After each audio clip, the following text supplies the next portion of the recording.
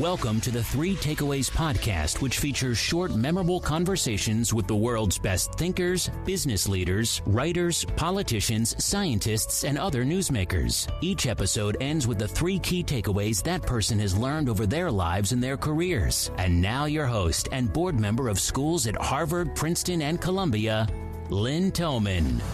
Hi, everyone. It's Lynn Toman. Welcome to another episode. Today, I'm excited to be with Mark Tatum, Deputy Commissioner and Chief Operating Officer of the NBA. Basketball has become one of the world's major global sports. One of the trends in sports is entertainment-driven strategies. It's no longer about just winning a game on the court. It's about entertaining and engaging people. It's about both growing the audience and enhancing the overall experience. Different sports have different strategies, from megastars singing at the start of physical sporting events to high-octane intermissions and shows. Beyond the latest game or score, people are interested in what their favorite athletes and teams are doing off the court as well. And there is also the metaverse and world of esports and gaming. I'm excited to find out how Mark sees the future of basketball, esports, gaming, virtual reality, and entertainment-driven strategies to engage and enhance the audience. Mark has a multicultural and international background. He's the son of a Chinese mom who grew up in Vietnam and a Jamaican dad. He was born in Vietnam and grew up in the U.S. He previously worked as a marketing executive for Pepsi, Procter & Gamble, and Clorox, and then he moved to Major League Baseball, where he was responsible for corporate sponsorships. He then took a similar job with the NBA and did such a great job that he was promoted to Deputy Commissioner and Chief Operating Officer. One of his many successes has been expanding the NBA League's international footprint. Welcome, Mark, and thanks so much for our conversation today. Lynn, thank you so much for having me. It's a pleasure to see you. It is my pleasure, Mark. Mark, what do you love the most about basketball? The thing I love the most about basketball, Lynn, is it's just a simple, easy to understand game. And it's a game that is accessible to all. I grew up in Brooklyn, New York, and in my neighborhood, our basketball court was not that close. The nearest schoolyard was several blocks away. But I remember some of my most fond memories around the game of basketball is as a child on these late summer nights, we would actually take a milk crate, cut the bottom out of the milk crate carton, and put it up and tie it to the lamppost.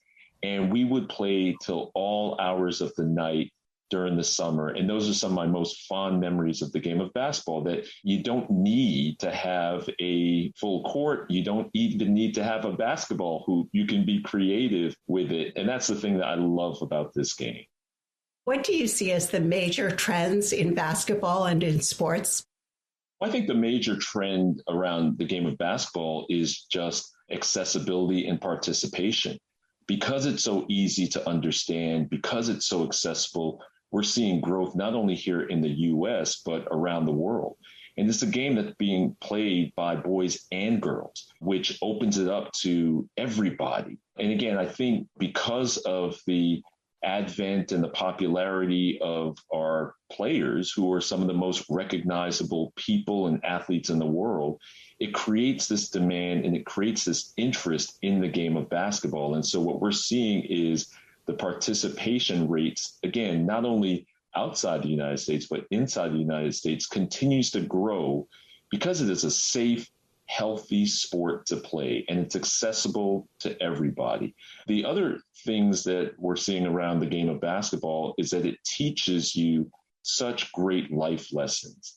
It teaches you how to be a team player. It teaches you resilience. It teaches you the benefit of hard work, because you can actually see your work paying off. The more times you practice shooting free throws, as an example, the better you get at it. And so those are some of those important life lessons that parents want to instill in their kids, and that I see even as adults now playing the game of basketball. Those things really do translate into your everyday life. Of the four major U.S. sports, soccer, basketball, football, and baseball, soccer is and always has been international, but football and baseball remain almost entirely U.S. sports. How did you succeed in making basketball and the NBA global? I think it really started in the early days of the game of basketball, Lynn. Our game was founded by a Canadian, Dr. James Naismith. Now, he founded it in Springfield, Connecticut at a YMCA. But as part of the YMCA, he was on this mission to export the game around the world. And the roots, for example, of the game of basketball go back to China back in the late 1800s, shortly after the game of basketball was created. Back in the early 1900s, 1921, I believe, the Chinese had an Olympic basketball team that participated in the Olympics. And so because of his mission to expand the game of basketball around the world, it got exposed to different countries in different areas around the world. And it's been exposed for over 100 years in many, many countries. And so I think that helped contribute to it, where the game was not necessarily viewed as an American sport, but it was viewed, again, when you look at China, for example, it's viewed as a Chinese sport because people have been playing it now for over 100 years in the country. And so it's endemic to countries around the world. But I think the other reason it's so popular, Lynn, is because what we talked about earlier, which is the accessibility of the game. It doesn't require a lot of infrastructure. It doesn't require a lot of space. You can play the game indoors. You can play the game outdoors. And you can play by yourself, or you can play with 10 people on the court at the same time. So I think that flexibility allows for the game to grow and develop and be played around the world, which is why it's so popular. And then what I'd say is in more recent years, with the advent and the accessibility of the game through different forms of digital media and traditional media, it's exposed people even more to the game, which has led to elite athletes in particular markets around the world aspiring to play in the NBA. And then those players have now inspired a whole new generation of young people who want to eventually play in the NBA and take up the game of basketball. So the Yao Mings of the world, the Hakeem Olajuwons of the world, these players, and now the Giannis Antetokounmpo from Greece, they're inspiring the next generation of young people in these countries to take up the game of basketball and to want to follow in their footsteps to play in the NBA or the WNBA. Mark, how do you compare basketball to other sports such as soccer?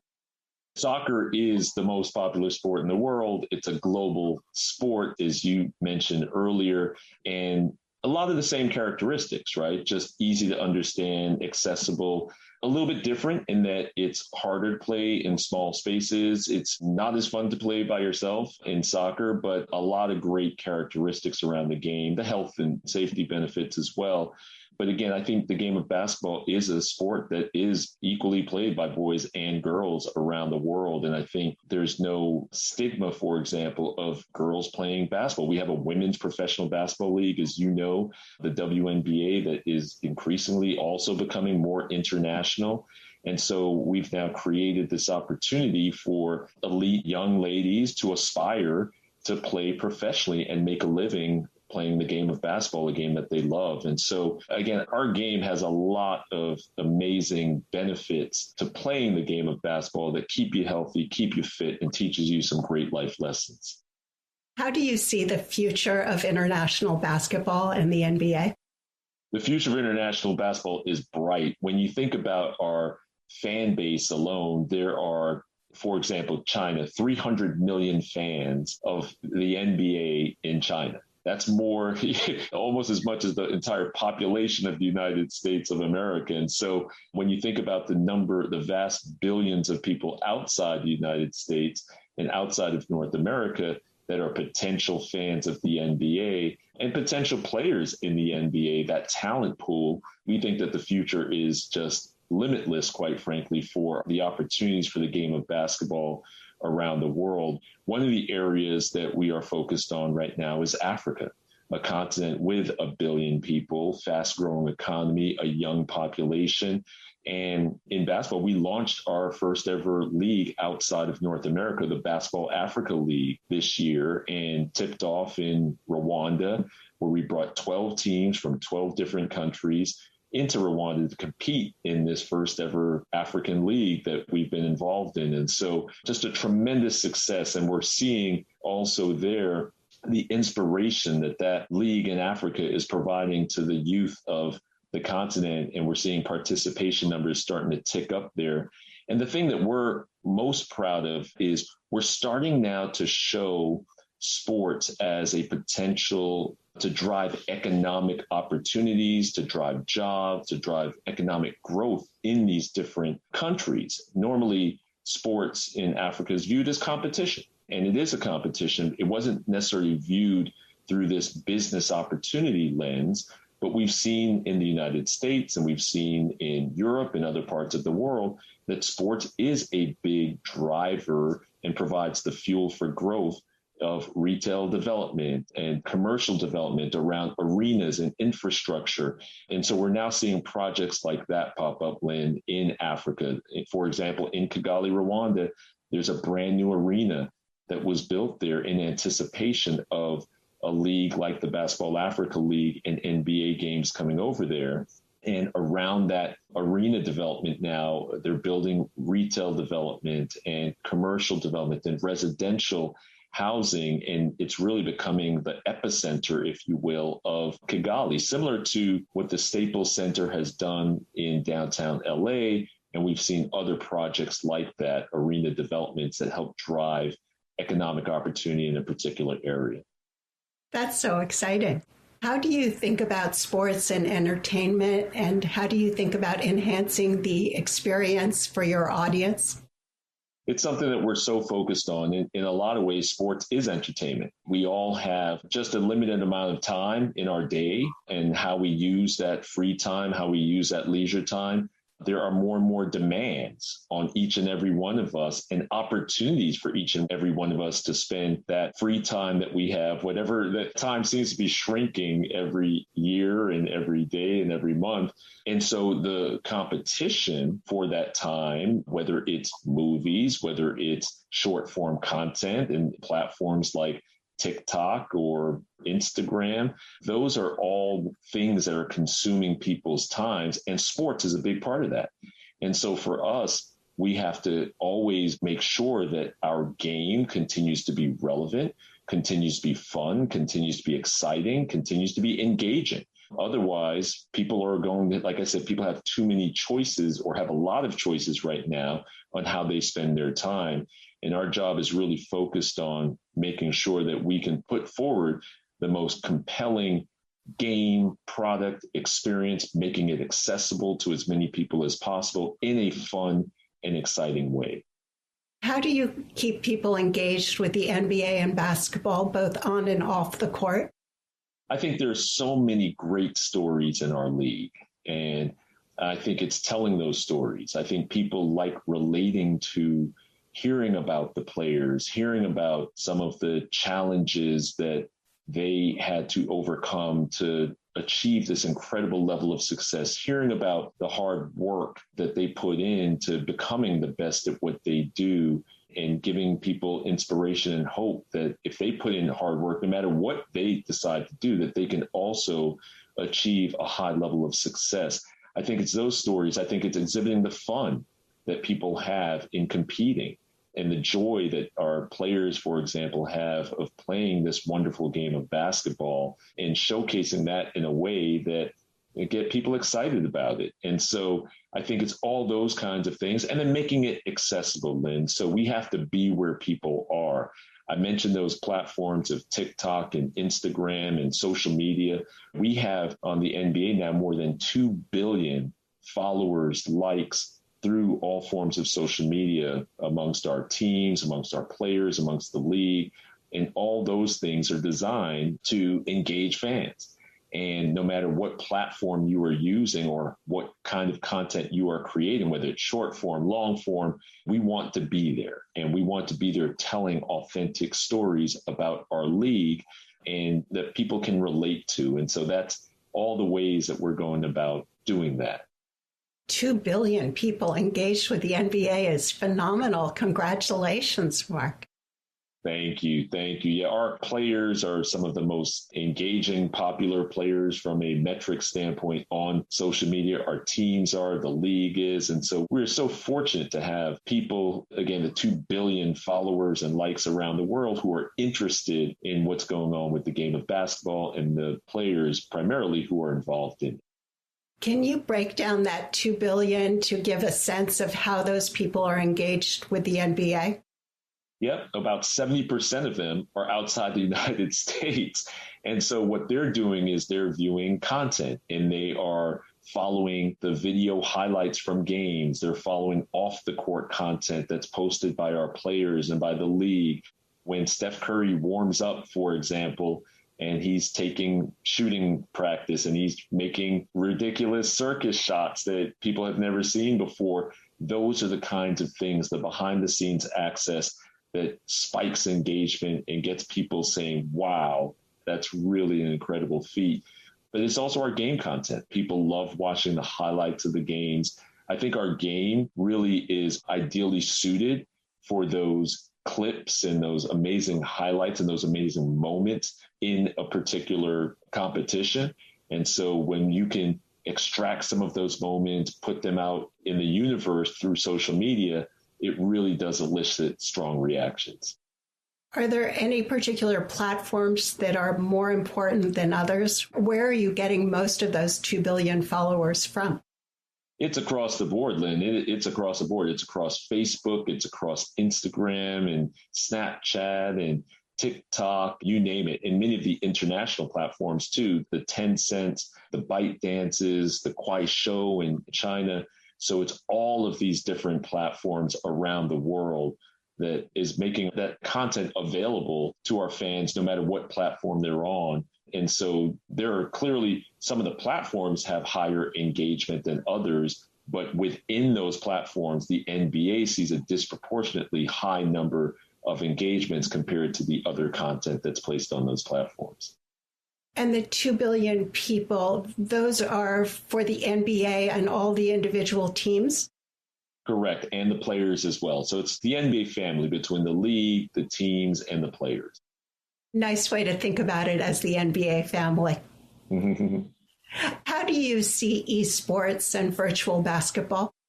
Well, esports is a very important opportunity for us. Our NBA 2K game is one of the most popular games in the world. Something like over 110 million games have been sold on NBA 2K. And so here you are, you have this really engaged audience of people who love playing this video game, and that translates into fandom. And so what we did is we decided that we wanted to create a league around that. And when you think about the opportunity around esports and the accessibility of that, you need what I'd call athletic ability, but it's a different sort of athletic ability to play in esport, in an e-game, right? It includes some other forms of dexterity, if you will, but you can play it virtually everywhere.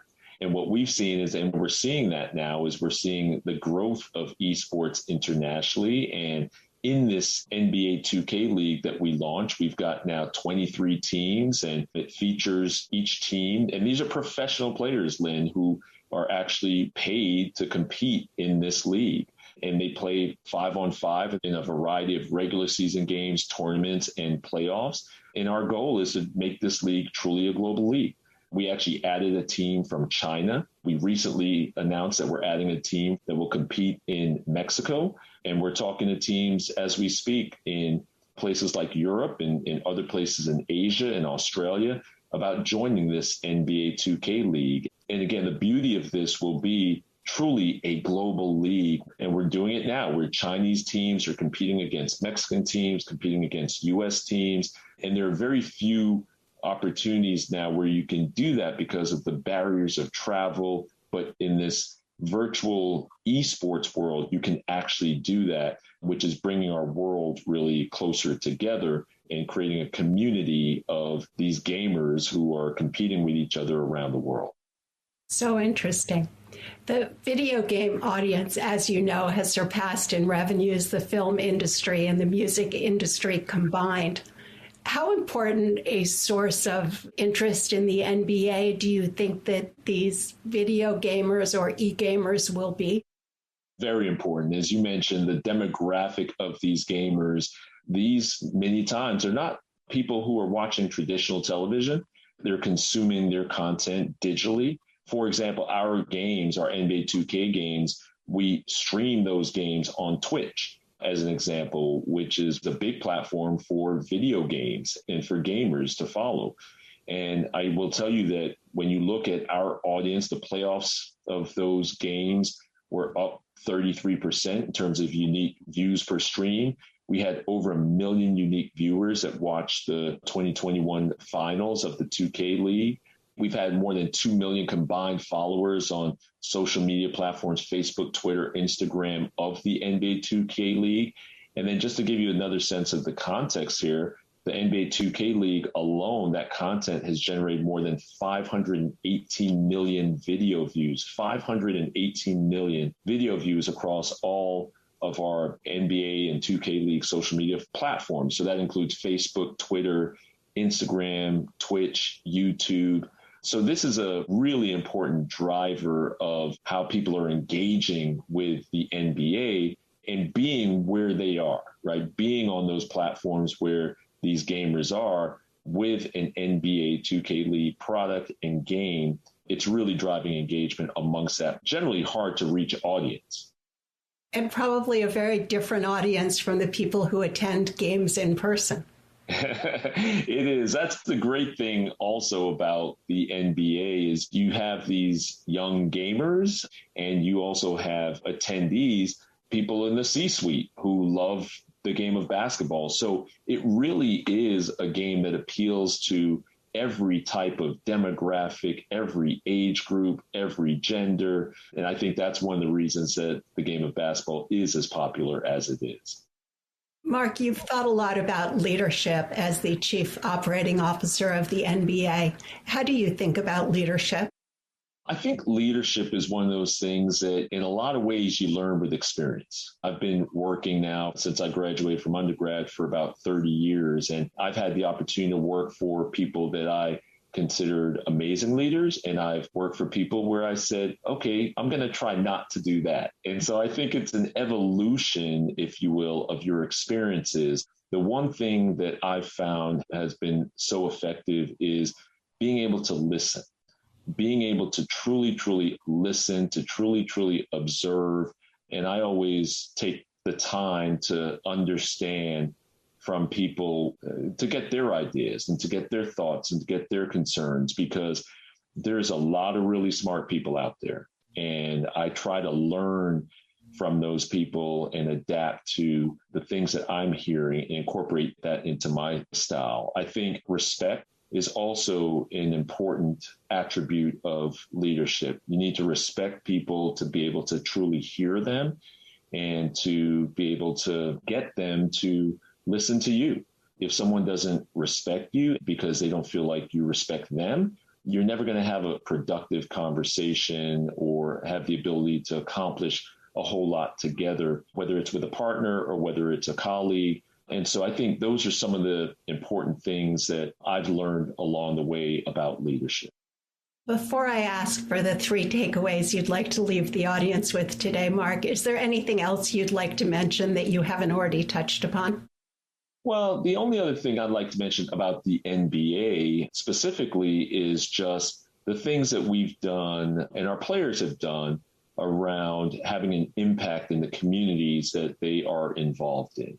The NBA has a long history of really standing for certain principles of equality, of inclusion, of diversity, and really walking that talk, going back to the early days of Bill Russell or Kareem Abdul-Jabbar or Oscar Robertson. These were role models for generations of people, including today's players and athletes across all sports, who stood up for what they believed in, who stood up for racial equality. And I think today's players, as an example, have carried on that tradition. And there have been several things that we have done as a league collectively with the Players Association over the last several years, and really in this last 2 years or so, in terms of establishing an NBA foundation which was a $300 million commitment over 10 years by our 30 teams in partnership with the NBA Players Association that would help create opportunities and economic opportunities for the Black community